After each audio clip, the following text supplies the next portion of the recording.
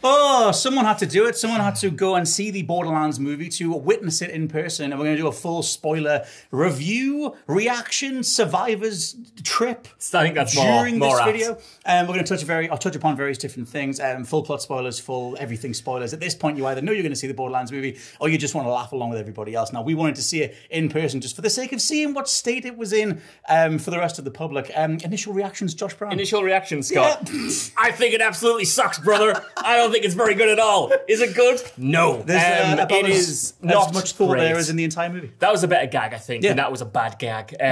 Overall, Scott, you know, I feel I didn't come into this movie biased, but I wasn't looking forward to it, put it that way. I didn't think the trailers really appealed. I thought all of the behind-the-scenes goings-ons with a bunch of reshoots with the original director Eli Roth seemingly stepping back from the project and Tim Miller coming in to finish it. I thought that screamed like a project, you know, in disaster. But I went in with an open, as much mind as I possibly could, and it was bad, but it was bad in a different way to how I was expecting it to be. I will say, because I'm a very sweaty man now, inside of baseball, we couldn't get in the office to record this video. The lock was on, so we had to fight the inside trying to get in to record this thing, and I'm a very sweaty man. But still, in regards to the movie, yes, that's apparently been in development since 2015, and Cate Blanchett wasn't cast as Lilith until about 2021, so there was like a 5-6 year period where those, you know, in charge had no idea what the hell this movie was, and even when you see the finished thing, they still don't really know. The thing that hit me in the face over and over and over again was just how many pieces of cinema they ripped from. Like, there's a lot of Guardians of the Galaxy in here, which people thought from the trailers that there would be anyway, but specific cuts, like we cut to locations with the text along the middle of the screen and a song kicks in. You've got certain comedic beats, certain things that just feel like buddy cop movie 101 type stuff, where a character says, you had a plan, that was your plan, and someone else says, it worked, didn't it? And then we all keep going. Scenes that you've seen a million times over. And I also want to touch on the fact that if we're doing like full spoiler stuff, the way that Lilith and Tiny Tina's relationship unfolds is, to me at least, straight up video game character 101 stuff. It's Joel and Ellie, it's Kratos and Atreus, it's old character has no time for this anymore, but young person wants to do the thing, and they both learn to love it along the way. I thought every single beat of this was as low-hanging fruit as you could possibly have done, and I'll be amazed if it does anything for the franchise. 100%. I think the biggest surprise for me going into it, because I didn't know much about it outside of the trailers, I didn't really know what they were going for tone-wise or, you know, story-wise. I assumed it would be similar to an MCU-style movie. Yes. But what surprised me right from the opening is that it skews younger than that. I genuinely think this is targeted towards kids, like kids. Like, it feels like a kids movie.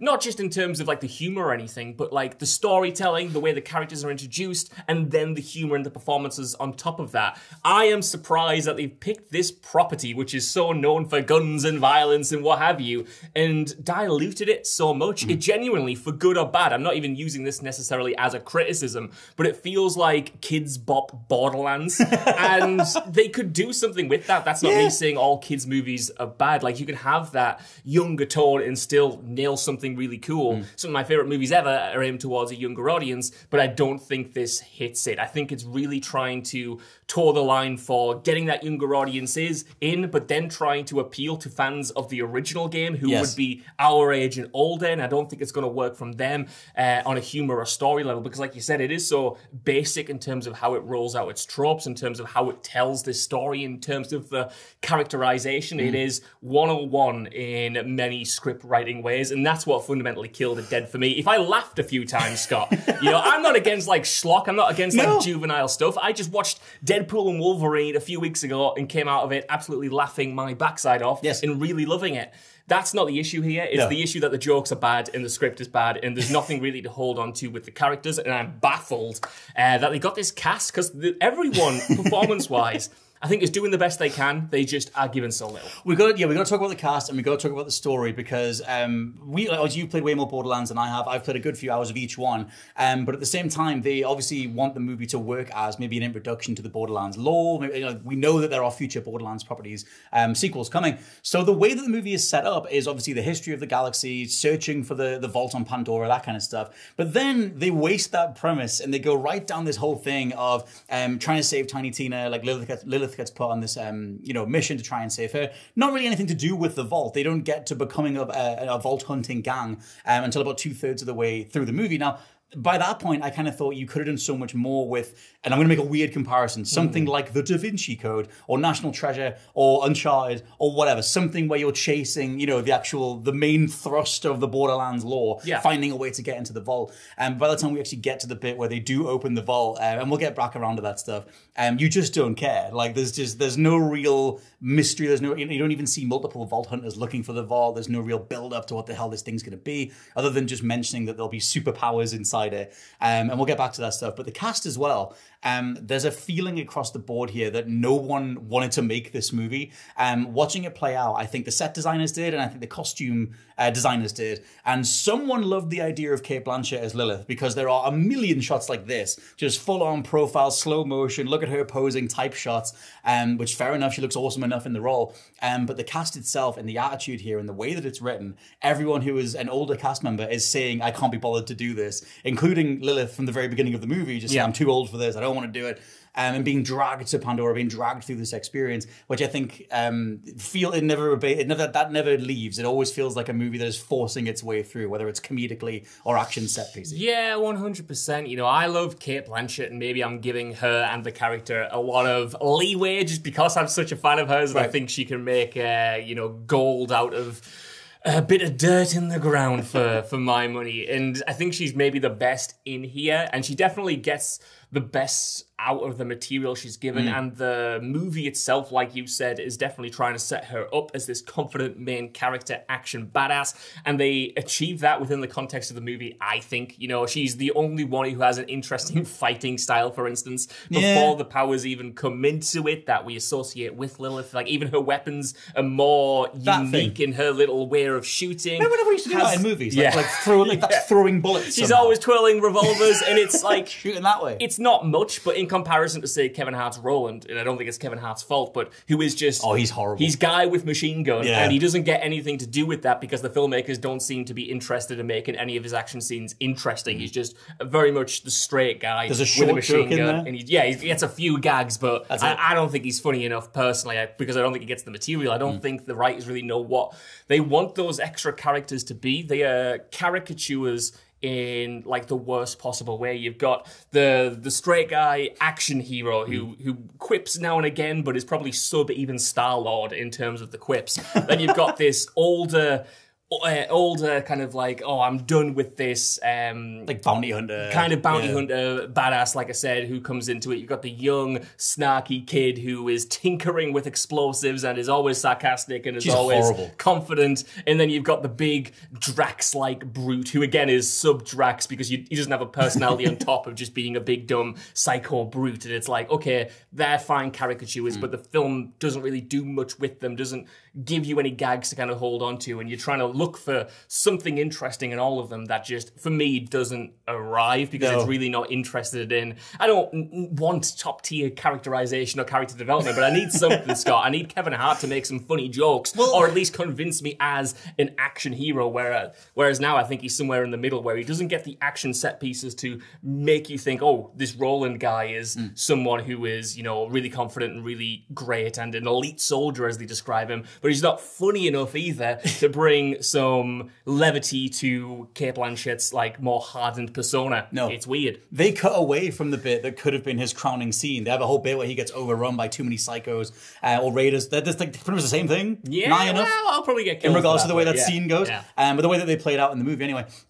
He gets overwhelmed by a whole bunch of bodies, and then they cut away. They do a whole thing where he's like, save yourselves. I'm fine. The hero sacrifice. We're going into the final third, so we need a hero sacrifice type thing. And then you just cut away from that. He's dead for about as long as Chewbacca was in Rise of Skywalker, like 5 minutes or whatever it is.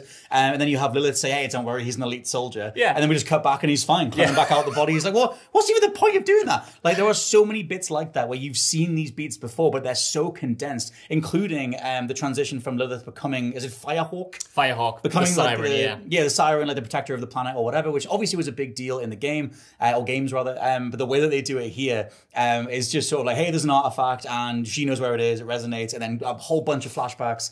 She can teleport now, she can interact with the vault door, and now she's the Firehawk. What did you think of the effects, I guess? The effects were rubbish. The effects were absolutely awful. I feel like I can see the guy pulling the wire to like crank her up to fly. Yeah, I said to you before we started recording, it's both extremely expensive in terms of the production, yet extremely cheap. Like there were times where I thought the effects and the backdrops, especially to create Pandora and some of the other locations you go to, were convincing enough. Like they were fine, they were better than I was expecting based on the trailers. But then you can see the quality dip, whether that was because they're reshoots or whether they're just because you got to the end of the movie and just ran out of time. We know how VFX works on these big budget movies. It takes a noticeable dive. And to me, like you said, I do think the set designers and the costume designers are definitely trying their best. But again, it's the way the film shot and lit. Like I didn't think any of the actual practical one was there. environments. No. Well, I thought even the ones that they did make, because you can tell when they're trying to make like a bit of rock, so you have a bit of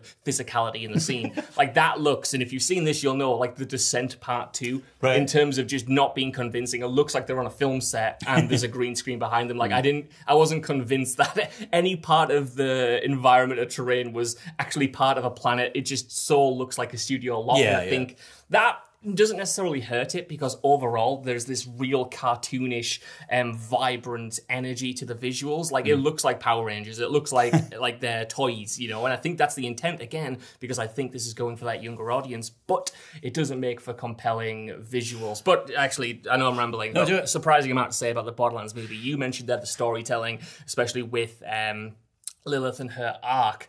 What I hated about that is it's obvious, again, because it's going for a younger audience, but I think that every single reveal, every single beat, every single part of the story is so telegraphed. Right from the very start, in my opinion, that you know where it's going, and that can be fine, but the issue is you're spending so long then in the movie waiting for the characters to catch up to where the audience is in terms of where they know the story is going. And even when the reveals do happen, the movie thinks you're so dumb that you don't understand what's going on, that they'll show you visually, they'll probably do some flashbacks to earlier scenes, and then they'll have a character in the scene go, wow, you were the special one the whole time, and re-explain it. And that repetition in the exposition is kind of what really killed the storytelling dead for me. That is present right from the very start. I mean, you mentioned again before we started recording how many introductions all the characters have, how many introductions the premise has and the lore. They tell you what a vault is over and over and over again. They are so clunky in establishing character relationship. It's like hello, Mr. Atlas,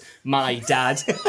You are the leader of the Atlas Corporation, and you make guns and are looking for the vault, are you? And it's just the most inorganic exposition imaginable. Yeah, I do want to throw in as well, because it is full spoilers, which I keep saying, but you know, it's worth saying. The movie repeats the same problem that Borderlands 1 did. It was one of the most legendary, deflating final boss fights in gaming history. Opening the vault and just going up against a creature instead. And the boss fight itself back in the game, you just stood in the corner, it couldn't reach you, and you defeated it. Legendary, disappointing, deflating boss fight.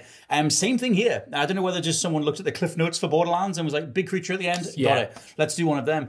Because when they finally do open the vault, after in the movie's context, saying there'll be super weapons or some sort of energy or something really cool in the vault itself, it's just a bunch of floating rocks, and then a giant squid that's kind of off screen that kills the major antagonist, and then we just cut to a celebratory sequence like the end of episode 1 kind of thing, and then it's like, hey, peace reigns and everything's fine, and it's like in context in that world, nothing has changed. Like other than you removed Atlas, but we established there's a bunch of corporations anyway, especially all the different gangs and bloodthirsty individuals, etc. So the whole final beat just feels like I said at the beginning, no one wanted to make this, so it's like once we have enough to tie something of an ending on, let's just slice it there, we're done. Yeah, man. I mean, you mentioned that bit in the vault itself, and that was hilarious to me watching it, because it feels like, obviously, this is how they did it. They shot that scene on a big soundstage with a big green screen and told the actors to say, right, we're going to put in something magnificent here, react to it like it's the craziest thing ever. So they're reacting like, oh my, like, can you feel the power? Can you look at all of this stuff?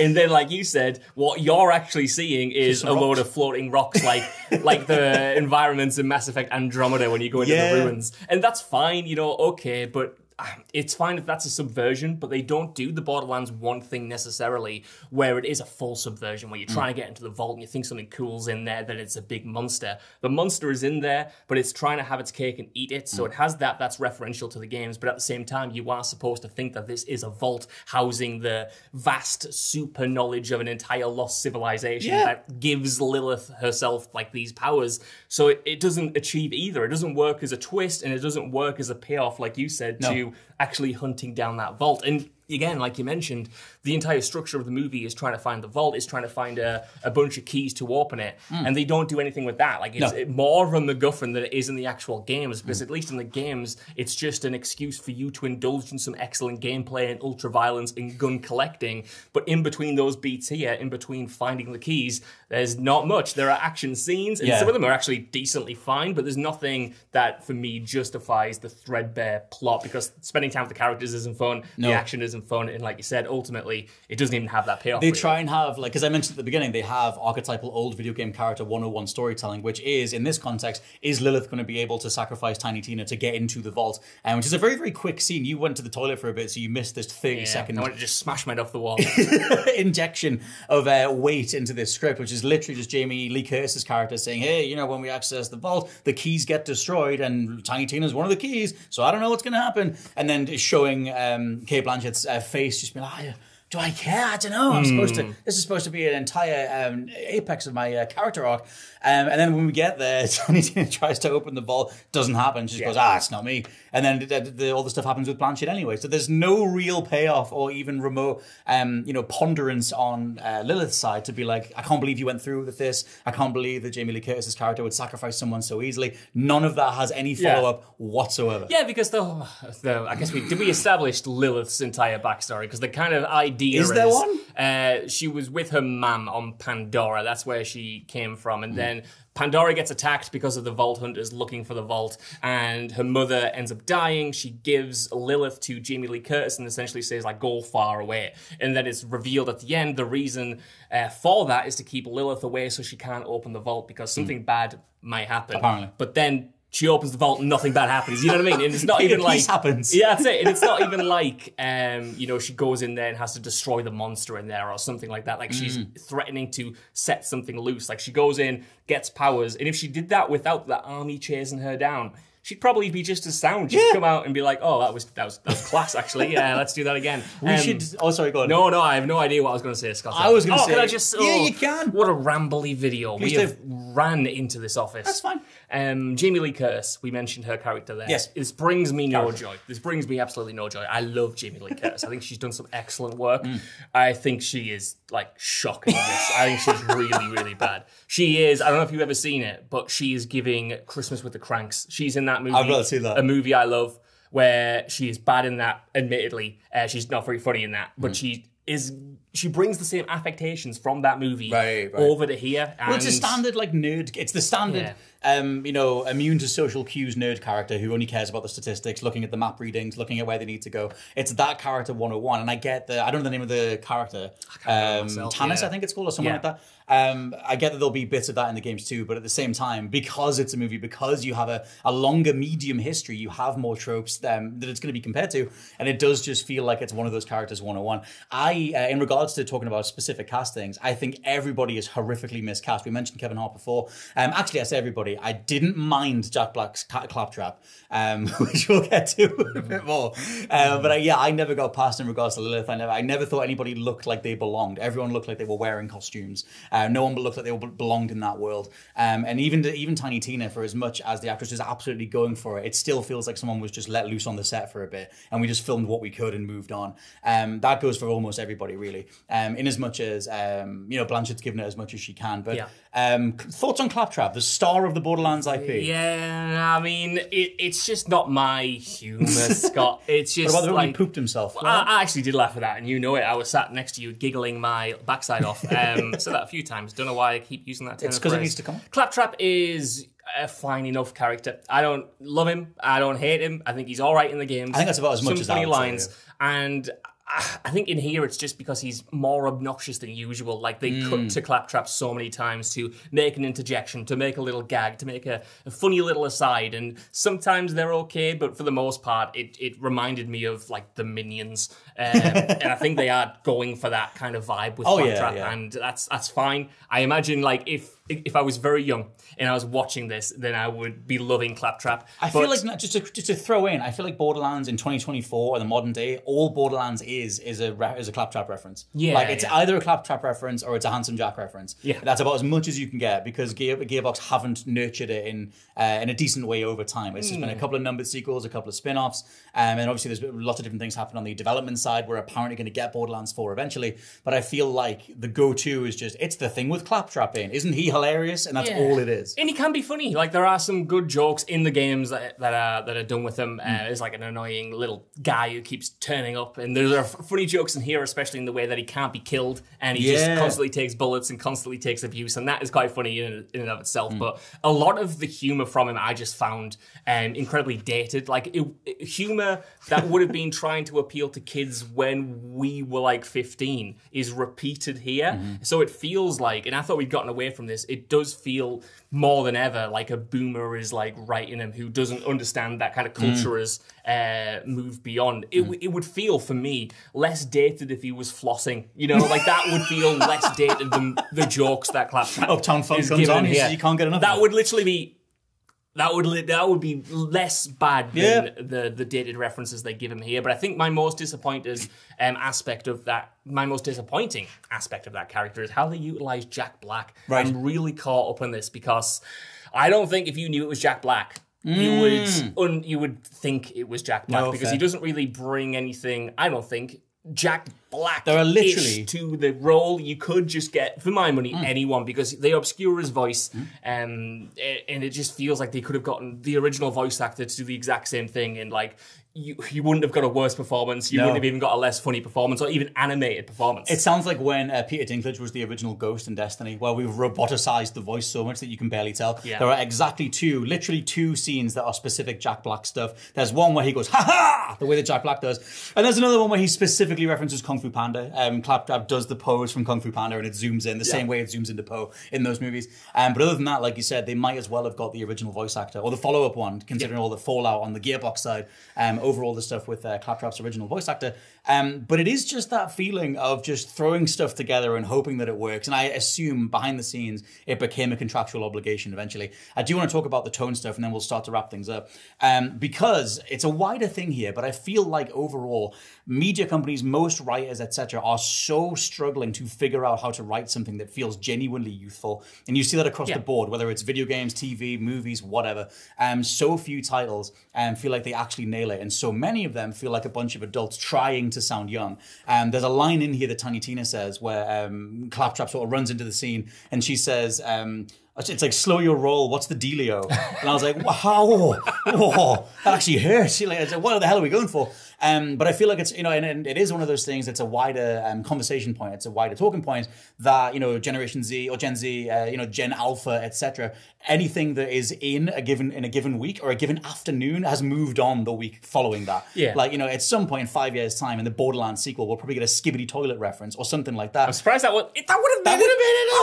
You could have popped about the toilet and done it. I'd have at least appreciated that, Scott. At least they're trying something. There's a bit where they reference Star Wars because that's in with the kids. But still, I feel like overall there is an issue with trying to target the youth in a way that just feels so synthetic and feels like a bunch of writers tried to Google some stuff and went, well, what's everyone laughing at right now? Right, okay, it's this. And it's just so nigh on impossible to write something for that wider, younger audience. I don't know what the solution to that is, but you can feel that try. You can feel that energy of them trying to make it work for a younger audience. And it's worse than ever in something like this. Yeah, I think my fundamental confusion with the movie is just trying to, like you said there, pin down who it's for. Because it doesn't have that humor or reverence to, like, I don't know, what is funny now with the kids to make it work for that younger audience. Yet it is trying its hardest to be as kid-friendly as possible, to smooth off the edges of the Borderlands franchise, to make it as marketable. It feels like a movie designed to sell toys, which is so weird, I think, from...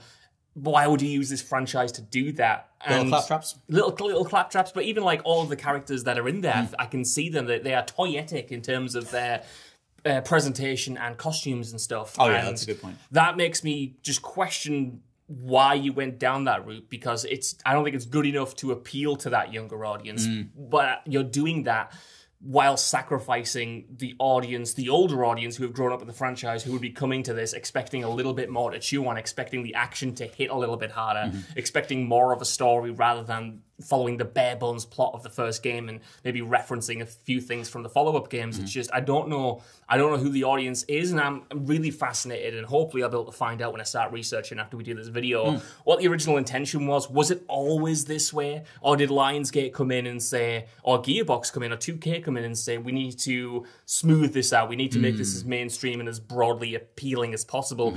Was there not necessarily an R-rated version of this movie, but was there a harder PG-13 version? Well, the thing is, like I said, it was initially announced back in 2015, the year of The Force Awakens. So it's like in the last 9 years worth of Disney, Marvel, Star Wars, etc., we've seen so many tropes come and go, so many attempts at entertainment come and go, and the general apathy that I think most modern audiences have towards another one of these.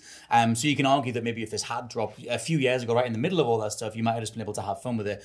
Borderlands 3, I think, was 2019 or 2018? Yes. Ish. And so maybe alongside that, it might have been kind of fun. Because about half of this movie, when you're watching the action and you're seeing the costumes and you're seeing the general, representation of Borderlands on screen, there is that feeling of like, I might go play some Borderlands. But then the more the movie plays out, it's like, oh, maybe I never want anything to do with this ever again. In regards to how it could have been, watching it unfold, I feel like it would have worked way better as something like a Netflix animation, like that style. 100%. You could have leaned on the gore so much more. You could have had way more animated set pieces. And I think the budgetary side of things and the presentation and the visuals would have meted out a lot better. There was some shoddy AF CG in here. Especially in a bit where Lilith is fighting Tiny Tina at the start and she falls off some scaffolding or whatever it is.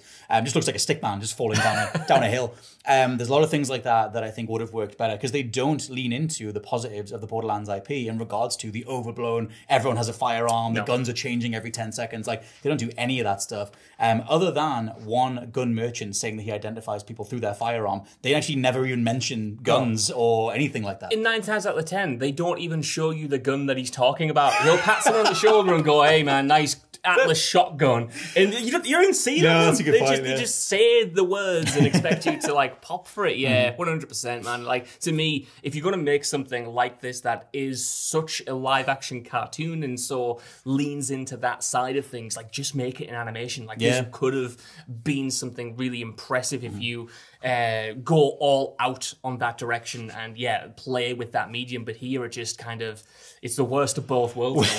We'll wrap now, and we might talk about it a bit more on the podcast, see what people think about it down in the comments. I know that various reactions are already out there, however, we didn't check any of them before we went in. So who knows, the world might be loving this thing. I doubt it, though. You know what? This is it. Like, I said at the beginning that I was maybe biased against it, but you know me, I love liking things. So it's a good thing for a human to do. Half an hour of this movie, I thought, well, this isn't as bad as I thought. Maybe this is going to be all right. Like, it could be just a nice old time that means nothing to me, but is inoffensive. But then the longer it goes on, the more it starts to repeat itself, the more it starts to insult your intelligence, the more bad claptrap jokes you sit through. I did veer into hatred territory for the last half hour. There's an Ace of Spades scene, which feels like the most bolted on. We are having a set piece here. Stop the movie, do this. And we are having this sequence. Aren't you having fun? Aren't you having fun? That I've seen in quite some time, if not everything I've ever seen. Like the most thrown in, surgically stapled on scene that I've ever seen. That sequence you just reminded me. I think the closest comparison for this is the original Suicide Squad. Where it feels like a movie that was made and then has a bunch of stuff bolted on to make it funnier, to make it lighter, to make it, again, more colourful and more broadly appealing. You can even tell within the construction of certain scenes, you mentioned there some of the shoddiness. Like, there are moments where a character's speaking and the movie will just cut off the end of the sentence, and it is the best they probably could have done with the takes they had, but you can just tell it's been chopped up. You can tell that there maybe was a swear word or something on the end of it, or a gag that was maybe a little bit too pushing the age rating, and it's just been chopped. Or maybe even worse, that wasn't the case, and it's just chopped for time, but it's done in such a slap together way that it's like, just get this thing over the finish line. Get in there with your tools and try to get us a movie that's going to be profitable. But truth be told, I don't think it's going to be. No, I think final thoughts for me is just that I don't think... This is a movie out of time. Like, it would have belonged something more like back in 2016 with the original Suicide Squad movie. But even then, it still would have been called out for all the same things, especially the editing issues and the CG, the characterizations, etc. Even in 2016, it would have felt like they were chasing the Guardians template from back then, 2 years prior. But overall, it doesn't work whatsoever. It doesn't work as a standalone movie. It's not really that enjoyable. And it doesn't work as a reinforcer of the wider brand. It doesn't make you want to go pick up the games. It makes you go, is this how the powers that be that are in control of this view this IP? Yeah. Because they're acting like it's the most dog-tired, ancient dinosaur bone of a thing, and I would rather go and do anything else with my time. And I think that that's one of the biggest issues with it, is that it doesn't feel like the Borderlands movie. It doesn't feel like they cared enough to make it energetic and worthwhile. It doesn't make you want to go and play the games. It just makes you go like, I'm okay, I'll stay away from this. You're right. It feels out of time in an era where we're getting really good adaptations that, take the source material and either are very faithful to the source material or do interesting things with it. And this feels like a relic. This feels like you're going back to the time of Assassin's Creed, or for my money, even further back to the time of the original Super Mario Brothers, which I actually think is, taken as it is just a crazy experiment. That had some ideas. That had some ideas. This is kind of... this is actually closest to, I think, the original Resident Evils. Yes. Where it takes the iconography that you know and love and then just says, jobs are good and people will flock to this. Like, it doesn't do anything with it. It doesn't really translate the characters all that well in how you want to see them. And ultimately, it's just a Borderlands wallpaper over, like you said, a generic, kid-friendly sci-fi action-adventure movie. Yeah. There's worse things to be. I'm not sitting here offended by it. I think there are far worse movies out there to watch, but like I fully agree, does nothing for the franchise and does nothing for movies. No.